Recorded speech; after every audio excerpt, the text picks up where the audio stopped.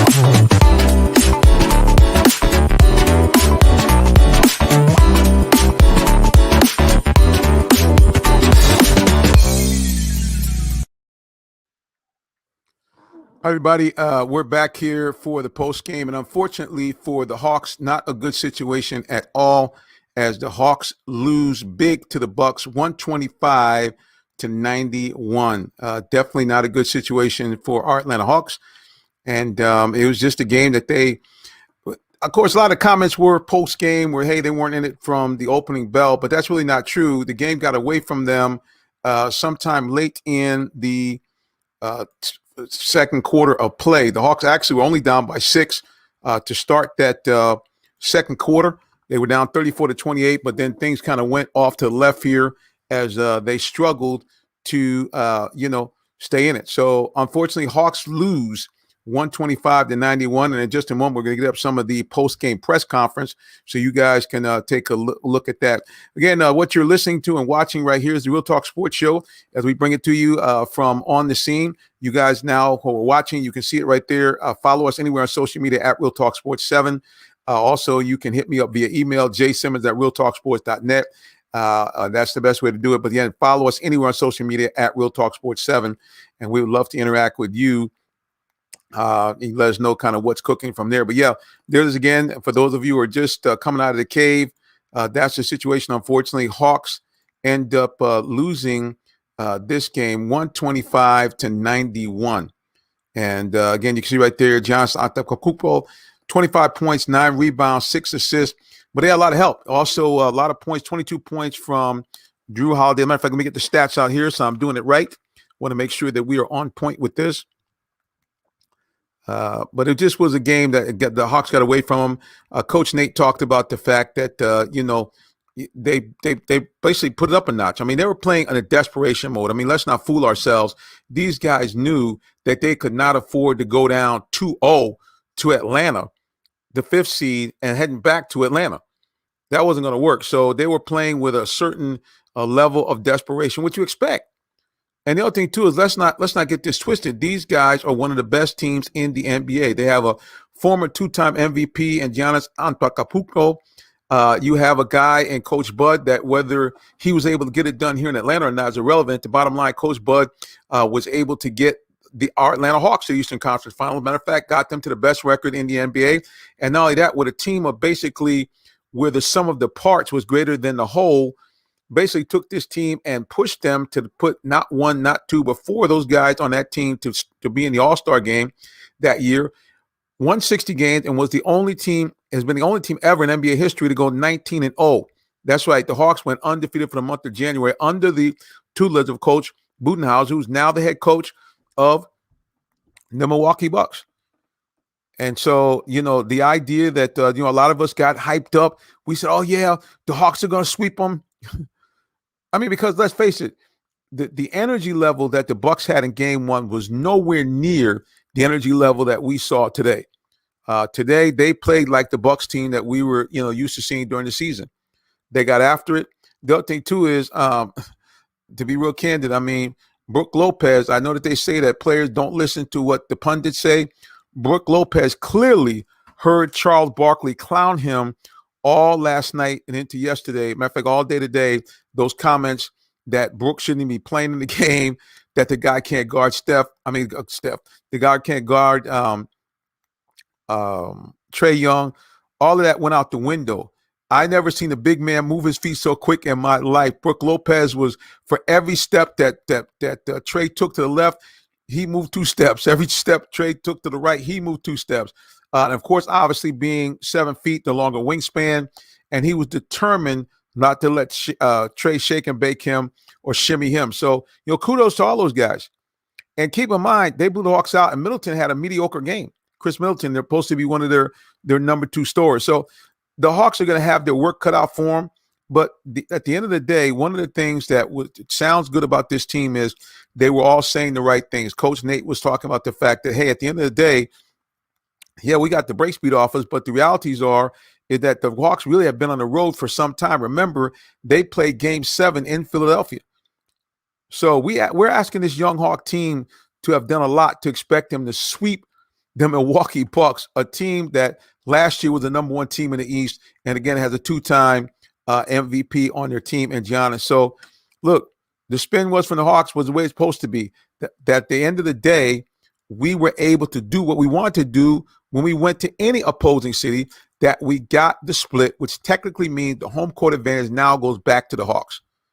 So they basically did what they had to do. So let's see if we can get a peek here at the press conference. I'm going to go here to what we just saw in the press conference. We're going to pull it up and see if we can split the screen here and let you guys take a look at Coach Nate McMillan as he talked after the game. And I'll try to get you also some of the players as well. But we're going to go to that video in just a second here. We'll get that pulled up. Appreciate you for watching me on the replay on Periscope, on demand on YouTube, on somebody else's Facebook page. Mad props to you for following the Real Talk Sports Show. Okay, let's see if we can get this up here. And also for those of you who are listening via podcast, we appreciate you as we go now to share this screen and let you guys get a listen to some of the press conference with Coach Nate McMillan. So let's see if we can get that cranking for you guys here. Let's move it along. Get some volume here. Let's see if we can get this up to where he gets his comments in. Tonight, and how do you guys kind of try to counter adjust to that? Well, I think they just picked up the pressure, the intensity. They played with more sense of urgency.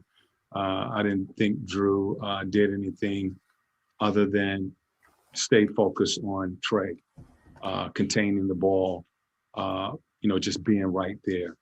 We got to do a better job of screening when you have that type of pressure on the ball.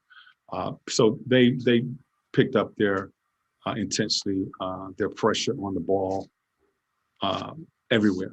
They just. We'll freeze it right there. We're going to go to social media here and get some of the comments that we see here on social media. Let me switch this around here. There we go. I want to give a big shout out to Regina Deloach. She's still saying hashtag Atlanta Hawks. So she's like, look, I'm in it to win it.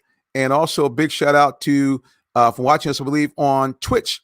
DVA Mechanics, we appreciate you, and we appreciate you for getting the word out on Twitch, because we're just kind of starting on that channel. So we appreciate you very much for tagging with us. Yeah, man, it's going to be a long road for the Hawks to do this.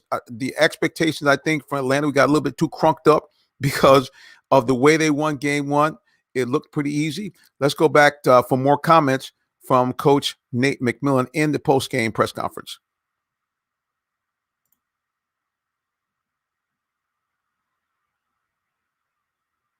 Try to get him activated here. When the trends activate. Let's go.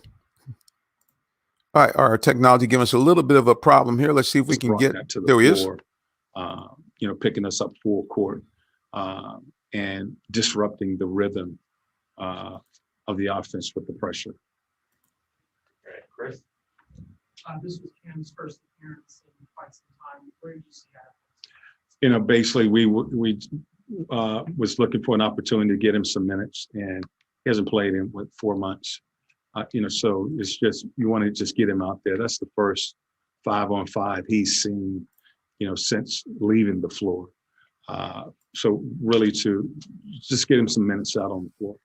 What do you think the team's ability to control the ball regarding the turnovers?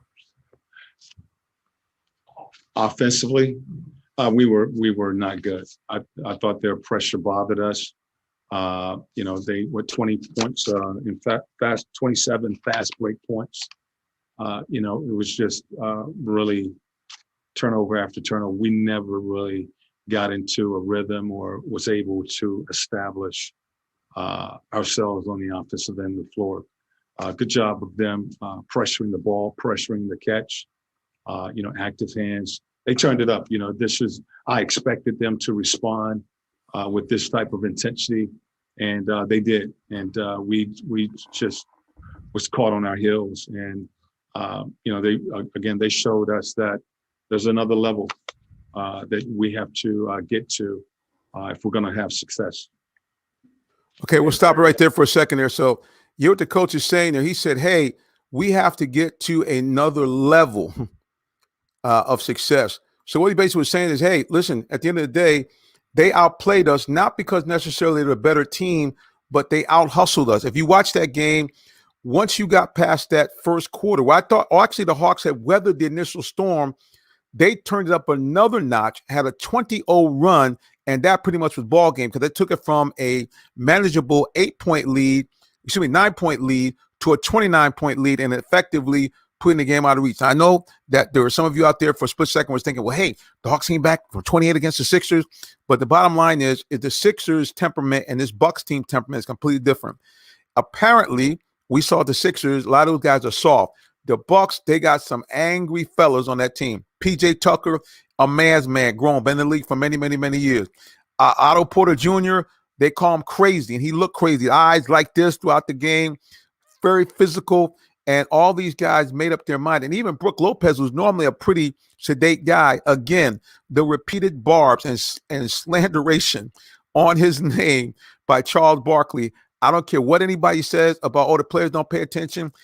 I guarantee that was billboard material for Mr. Lopez, and it showed as he and Drew Holiday basically took Trae Young out of his game and effectively ended the Hawks' chances to win game number 2. All right, guys, like I said again, it was great to have you guys join us here. We're going to keep it brief tonight because we're already past midnight. But yeah, Hawks go down, unfortunately, 125-91. And there you see Johnson's stats right there, 25 points, 9 rebounds, 6 assists. And that he was also aided by Drew Holiday, who had 22 points and 7 assists, but more importantly, was a tenacious defender on Trae Young, showing that why Drew Holiday himself is an all-NBA type defender. And, Trae mentioned the fact that he's the type of guys he's got to go against. As a matter of fact, let me see if I can get a little bit of Trae's remarks here as he talks about the fact that, in essence, is nothing new that he's been going through in these whole playoffs. So I'm going to go ahead and get this queued up for us here, and then we will go ahead and listen to these remarks and move on, let you guys go to the house. See if we can get this crank up for us. So just bear with me just a second as the technology is a little bulky tonight, but we will get it up and running for you in just a moment. They are a really good team, and there's another level that we have to get to have success against them. James Hill. I'm going to skip ahead here and see if I can get some comments here by Trae Young. Let me skip it up just a little bit for you. And again, what you are listening to is I have this split screen is you are actually listening to and seeing the live Zoom that we did just a few moments ago after the game. Like I said, again, we're so privileged that the Hawks allow us to do this. So just bear with us here as we get the bugs out of the machine and allow us to get some of the comments by Trae Young up on the screen in just a moment. Matter of fact, let me take a quick break here. You're listening to the Real Talk Sports Show. We'll be back in just a moment. Don't go anywhere. We got remarks coming up from Trae Young. Did you know that Allen Vigil Ford in Morrow, Georgia also has Lincoln? Over 35 years of using the Vigil Touch to provide excellent customer service, works hand in hand with the Lincoln Motor Company to provide a luxurious and seamless way to acquire your next luxury vehicle. Lincoln has an array of full-service complimentary owner benefits. These benefits include hospitality partnerships, service pickup and delivery, all which can be accessed through the Lincoln Way app. You can even contact the 24/7 concierge to have someone assist you. Come and see our great inventory of new and pre-owned Lincolns today. Call 678-364-7345 to make an appointment with one of our brand champions or shop 24/7 online at allenvigillincoln.net. Actually, folks, you can give me a call. I'm actually an account manager over there at Allen Vigil Ford. Please give me a call, 678-410-9833. Would love to assist you in automobile for yourself, your business, or for your family. You can give me a call directly, 678-410-9833 at Allen Vigil Ford and Lincoln, 6790 Mount Zion Boulevard in the city of Morrow, Georgia. All right, let's see if we can get that Trae Young clip there so you guys can see that these young Hawks are, hey, they still got a lot of confidence they can pull this thing out, as they should. All right, let's see if we can get his remarks for us right now.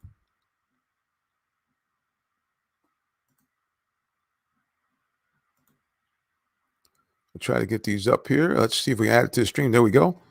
Let's see if we can get these remarks up here by Mr. Trae Young. Again, we thank you for those of you watching us and having patience as I get the bugs out of the machine. There he is right now, Trae Young. Yeah. What was it that they were?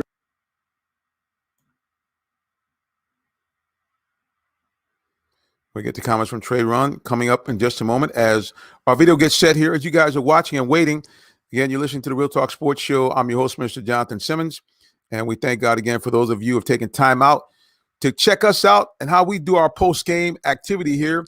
Again, unfortunately, the Hawks lose 125-91 to the Milwaukee Bucks.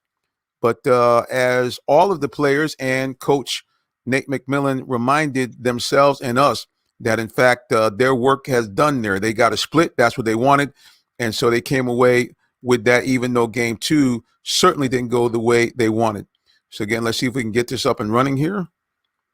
And hopefully the next thing we'll hear very, very shortly are remarks by Mr. Trae Young as we continue to try to get the bugs out of the machine. There we go. Let's get it cranking here. In the room with Sarah.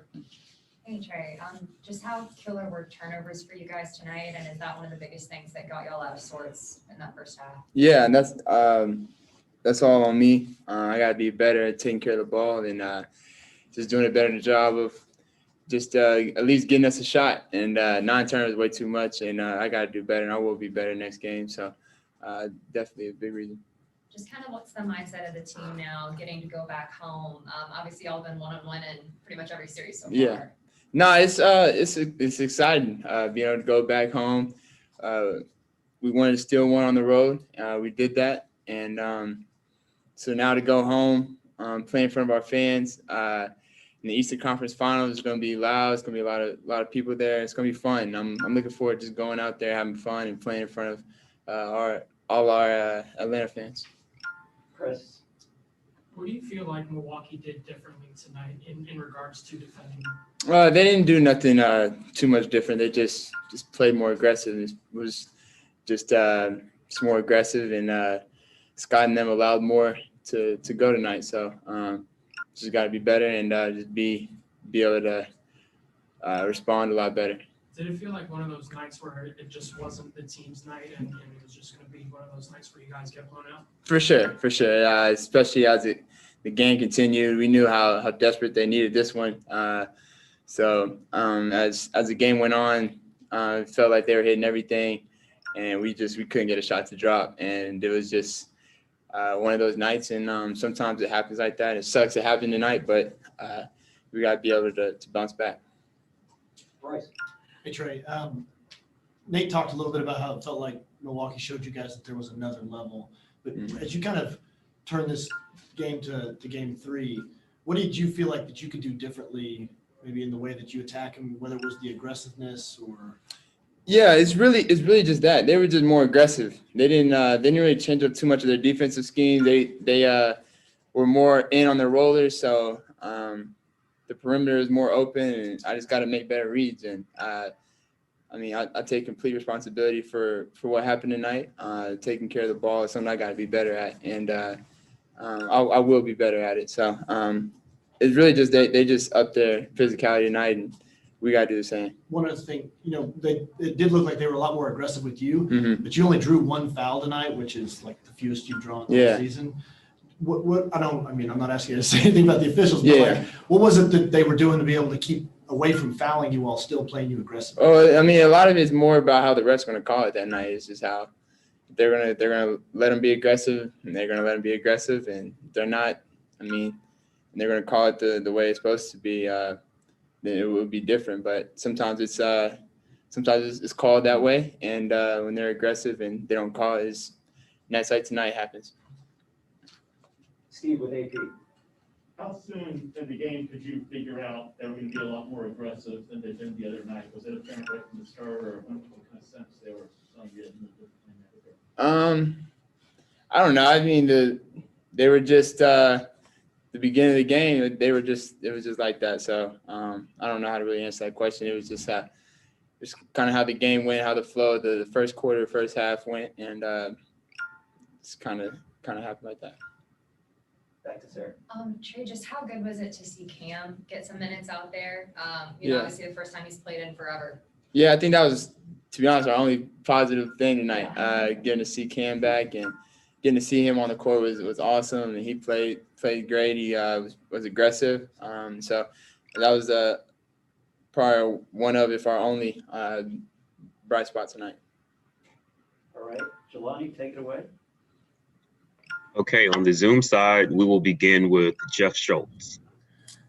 Trey, I'm just wondering, it's pretty rare for you to be able to, or for you to be sitting on the bench for the whole fourth quarter watching the game. What's going through your mind during that period? Are you trying to figure out what happened? Are you thinking about the next game and just trying to relax?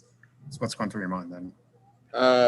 There's a lot of things. I'm just trying to figure out how it got to that point, what I can do better for the next game, and just already thinking about getting back home to Atlanta and playing in front of everybody. Just going out and having fun. So I'm really just excited that we get to go home and bring a conference finals energy type atmosphere back to the ATL.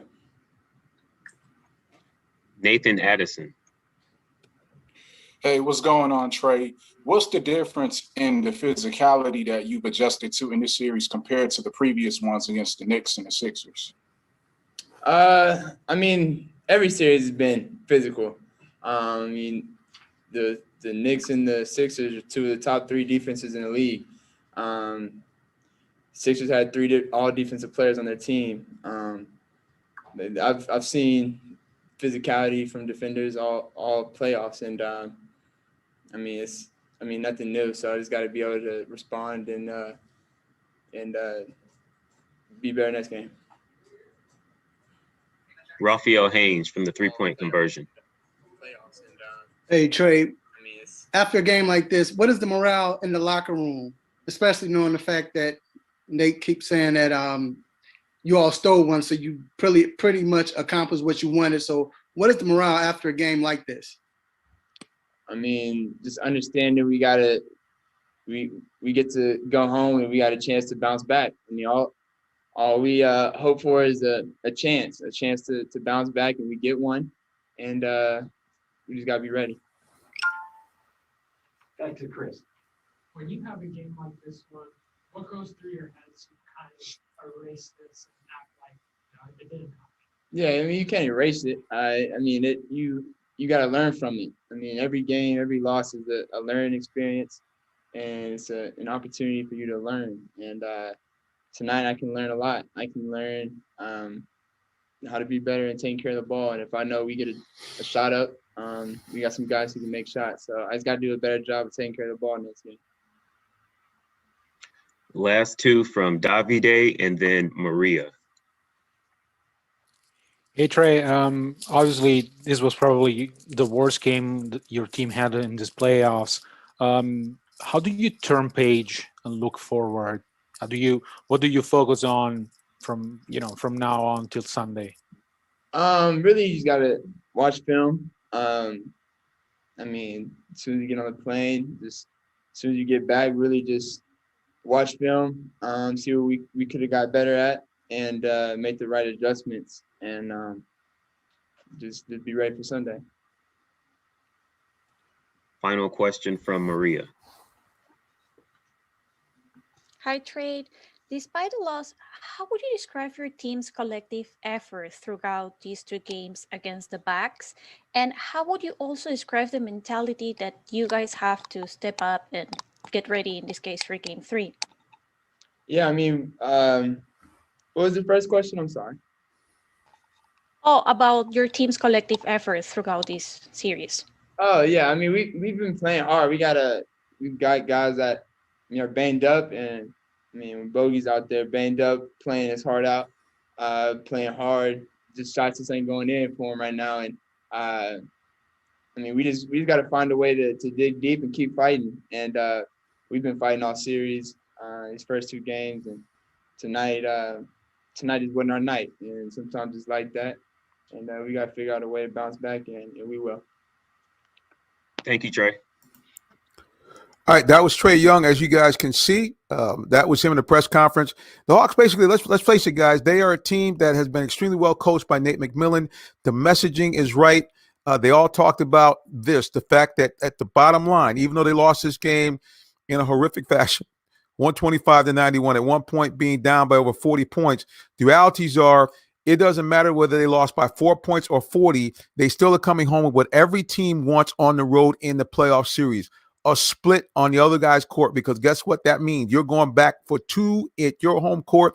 They also talked about can't wait for the crowd of that's going to be there here in Atlanta. They expect it to be crunk. They expect it to be loud. They expect it to be dope, hot, fiery, whatever you want to mention, whatever adjective. They're expecting it to be on and popping, as I like to say, in the ATL. So look for the Hawks to bounce back. Look for Nate McMillan. He has been the chess master throughout these playoff series. He clearly has learned from the defeats he suffered with the Pacers and with other teams. And this is a guy that seems to be able to counter every move that every coach has made so far. So let's see what Nate McMillan and the guys have got. All right, guys, listen, remember, you can find out more about us, follow the show. As a matter of fact, hopefully sometime tomorrow or Sunday, we will have the full video of the press conference up on our YouTube page. Please go there and check us out. Follow us on YouTube. We're at, here it is right here. I'll go ahead and put it down the bottom there. Follow us on YouTube. Subscribe to Real Talk Sports. We're Real Talk Sports TV on YouTube. Please go in there, subscribe, and you will see the videos that we have from the various press conferences. Also, we hope to be there on the scene on Sunday. No guarantees. As a matter of fact, I'll put it out there. Anybody that wants to support the minister, get me to the game. I need, I'm trying to get some money and some funds to get out there and cover the game. So please, man, please, sir, I'm going to put it up here. Support Real Talk Sports to cover the game. Please, we need you. We need your help. We could use a little donation there. We are not, unfortunately, we're not able to cover this as a credentialed media, which means that we're going to have to pay to get in like everybody else, and the prices are pretty hefty. So I'm going to ask you guys, please, man, please, sir, to show me some love. We got a fund that we're going to put up here. I'll pop it up right on the screen here. Cover the game fund. All right. Here it is right here. Put it out there.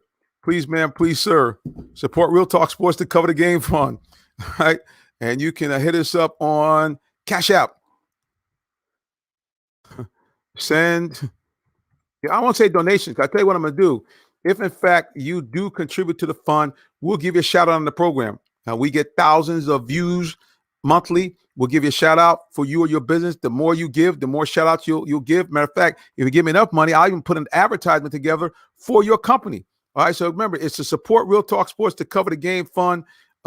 Send all, I'm not going to say donations. I also want to send all contributions. That's what I'm right there.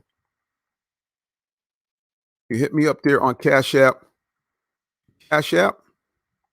I'll put my information up here right now. It's $, excuse me. And it's C Media ENT. That's our Cash App. Okay, so please, ma'am, please, sir, support the Real Talk Sports. Oh, I spelled Real Talk Sports wrong. That's not going to help. Let's go ahead and fix that right here. So we're spelling it right. But please, please support us. Help us to get to the game, and we want to cover the game. And here's the thing. We'll bring you guys there. I'll shout you out right during the middle of the broadcast.